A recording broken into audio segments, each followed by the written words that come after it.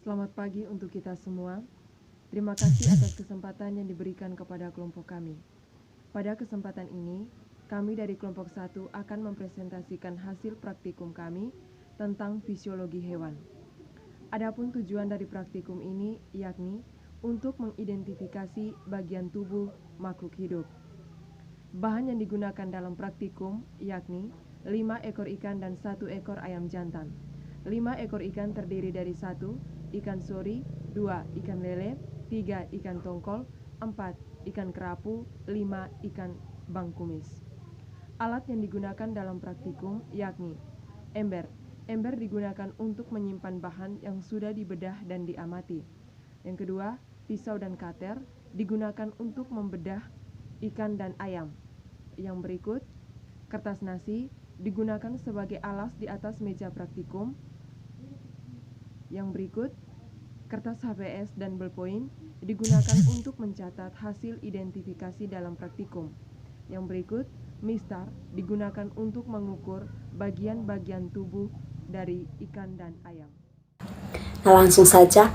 Pada umumnya, bagian ikan dapat dibagi menjadi 3 bagian, yakni bagian kepala, bagian badan, dan bagian ekor. Bagian kepala yaitu bagian dari ujung mulut terdepan hingga ujung operkulum atau penutup insang paling belakang. Bagian badan yaitu dari ujung operkulum paling belakang sampai pangkal awal sirip dubur atau anus. Bagian ekor yaitu bagian yang berada di antara pangkal awal sirip belakang atau dubur tadi sampai dengan ujung terbelakang sirip ekor.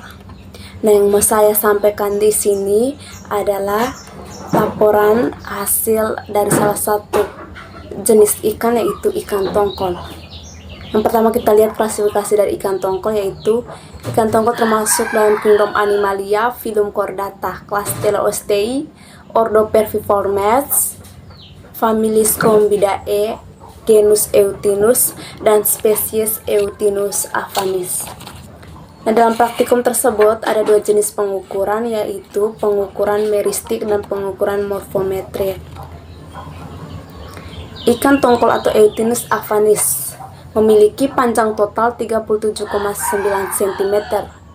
Nah, untuk panjang kepalanya 10 cm, panjang ekor 19,2 cm, panjang kepala di depan mata 7,9 cm, panjang sirip ekor atau caudalis 6,5 cm, panjang sirip dubur atau analis 3,2 cm, panjang sirip dada atau pectoralis 10 cm, dan panjang sirip punggung 4 cm, sirip punggung atau pinnae dorsalis. Sementara itu tinggi batang ekornya 3,4 cm, lebar badan dari ikan tongkol 10 cm, lebar mata dari ikan tongkol 3 cm, dan lebar mulut dari ikan tongkol yaitu 6,4 cm. Sekian dari hasil presentasi saya. Terima kasih. Selamat sore. Berikut kita akan membahas tentang anatomi ikan tongkol. Jadi setelah kami melakukan pembedahan, kami bisa melihat organ-organ atau bagian-bagian dalam yang terdapat pada ikan tongkol, seperti insang, pankreas, hati, lambung, ginjal, gonad, gelembung renang, usus, dan anus. Itulah anatomi dari ikan tongkol. Ikan sori merupakan ikan yang termasuk ke dalam Scromboitis yang terdiri dari 5 spesies dan hidup daerah yang bersuhu tropis di seluruh dunia. Klasifikasi dari ikan sori yaitu memiliki phylum Chordata, memiliki superkelas Gnathostomata, memiliki kelas Osteochies, memiliki divisi Eutelostei, memiliki ordo Perticiformes, memiliki famili Gypidae, memiliki genus Gypias.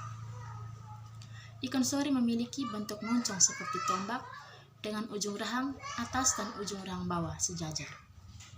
Kadang-kadang rahang bawah sedikit lebih panjang dari rahang atas. Moncong panjang pada ikan sori memiliki gigi kecil yang runcing seperti jarum. Ikan sori memiliki sirip tidak pernah kaku, bahkan ketika telah mati bisa dilipat ke dalam tubuhnya.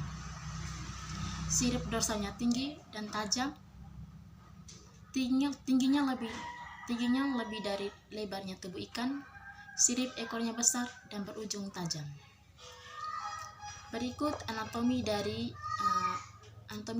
ikan sori. Ikan sori memiliki panjang total sekitar 80 cm, panjang kepalanya 20,9 cm, panjang ekor 26 cm, panjang kepala dalam mata 8,7 cm, panjang standar 51,3 cm, panjang sirip ekor 9 cm, panjang sirip anal 5,5 cm, sirip dada 7,6 cm, panjang sirip perut 4,7 cm, panjang sirip punggung 6,2 cm, lebar mulut 10 cm, lebar mata 2,1 cm, lebar badan 7 cm, dan tinggi batang ekor 4,5 cm. Tentang klasifikasi dan morfologi ikan lele. Ikan lele atau dalam bahasa ilmiah disebut Clarias ini merupakan salah satu jenis ikan air tawar yang sering dikonsumsi masyarakat. Ikan yang mempunyai ciri khas sepasang antena yang menyerupai kumis ini mempunyai nama yang berbeda di setiap tempat. Di Indonesia sendiri, ikan lele mempunyai beberapa nama. Berikut klasifikasi ikan lele. Ikan lele tergolong ke dalam famili Claridae dengan klasifikasi sebagai berikut. Kingdom Animalia, Subkingdom Metazoa, Phylum Chordata, Subphylum Vertebrata, Class Species, Subclass Telostei, Ordo Ostariophysi, Subordo Sciuridae, Famili Claridae, Genus Clarias, Spesies Clarias sp. Berikutnya morfologi ikan lele. Ikan lele mempunyai ciri-ciri atau morfologi sebagai berikut. Yang pertama, ikan lele yang panjang hampir mencapai 1/4 dari panjang tubuhnya dengan bentuk kepala pipi ke bawah. Yang kedua, pada bagian atas dan bawah kepalanya tertutup oleh tulang pelat. Tulang ini membentuk ruang rongga di atas insang. Yang ketiga, mulut ikan lele dilengkapi oleh gigi. Gigi nyata atau hanya berupa permukaan yang kasar di mulut bagian depan. Yang keempat, lele juga memiliki 4 pasang sungut yang terletak di sekitar mulut. Sepasang sungut hidung, sepasang sungut mandibular luar, sepasang sungut mandibular dalam, dan sepasang sungut maksilar. Yang kelima, ikan lele ini mempunyai alat olfaktori di dekat sungut yang berfungsi perabaan, penciuman, serta penglihatan pada ikan lele yang berkurang berfungsi baik.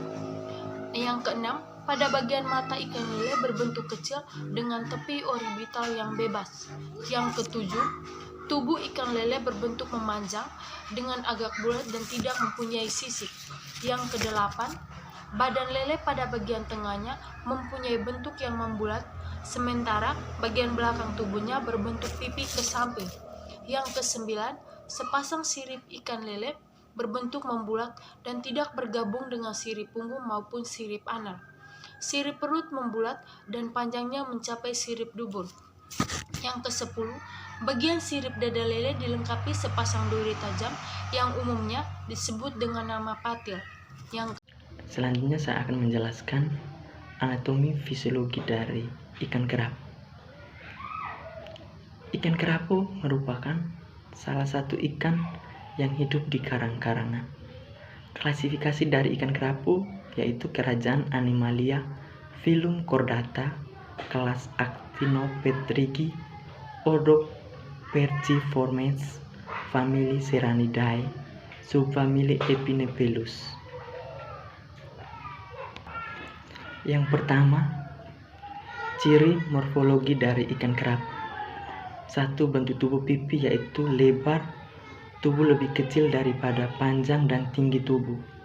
Yang kedua, rang atas dan bawah dilengkapi dengan gigi yang lancip dan kuat. Yang ketiga, mulut lebar, serong ke atas dengan bibir bawah yang sedikit menonjol melebihi bibir atas. Yang keempat, sirip ekor berbentuk bundar, sirip punggung tunggal dan memanjang di mana bagian yang berjari-jari keras kurang lebih sama dengan jari-jari lunak. Yang kelima, posisi sirip perut berada di bawah sirip dada. Yang keenam, badan ditutupi sirip kecil yang bersisik stenoid. Yang ketujuh, bentuk sirip ekor berbentuk bulat. Yang kedua, anatomi dari ikan kerap, yaitu insang, hati, ginjal, usus, jantung, pankreas, gonal, lambung, dan anus. Sekian penjelasan dari anatomi fisiologi ikan kerap. Jelaskan anatomi dan fisiologi pada ayam. Bagian organ ayam tertampak dari luar, terdiri dari bagian kepala, leher, terdapat paru, jengger, cuping, dan juga pial. Sementara tubuh bagian depan ada dada dan sayap. Di bagian belakang terletak punggung, perut, ekor, paha, dan juga cakar. Di bagian dalam terdapat paru-paru, hati, empedu, jantung, ventrikulum atau lambung, pankreas, usus halus, usus besar, dan usus buntung. Yang pertama kita lihat kepala. Kepala ayam terdiri dari jengger, mata, bola mata, telinga, daun telinga, pial, dan paru. Mulut atau paru. Paru ayam berfungsi untuk mengambil makanan lidah di dalam mulut, akan mendorong makanan ke saluran pencernaan. Yang berikut esofagus. Esofagus atau kerongkongan berupa pipa tempat pakan melalui saluran ini dari belakang mulut ke proventriculus. Yang berikut crop atau tembolok, berfungsi sebagai tempat penyimpanan sementara. Yang berikut proventriculus, suatu pelebaran dari esofagus sebelum berhubung dengan ventriculus. Ventriculus, yang berikut ventriculus. Di dalam ventriculus terdapat partikel pakan akan digiling menjadi partikel kecil yang mampu melalui saluran usus. Yang berikut usus halus, organ pertama tempat berlangsungnya pencernaan dan absorpsi produk pencernaan terbagi dalam 3 bagian. Yang pertama duodenum, yang kedua jejunum, dan yang ketiga ileum. Yang berikut ceca atau usus buntu. Pada ceca atau usus buntu ini tidak ada proses pencernaan. Yang berikut usus besar. Usus besar merupakan rektum, bentuknya melebar, terdapat pada bagian akhir usus halus ke kloaka. Yang berikut kloaka, saluran umum tempat saluran pencernaan dan reabsorpsi bermuara. Yang terakhir ven atau anus.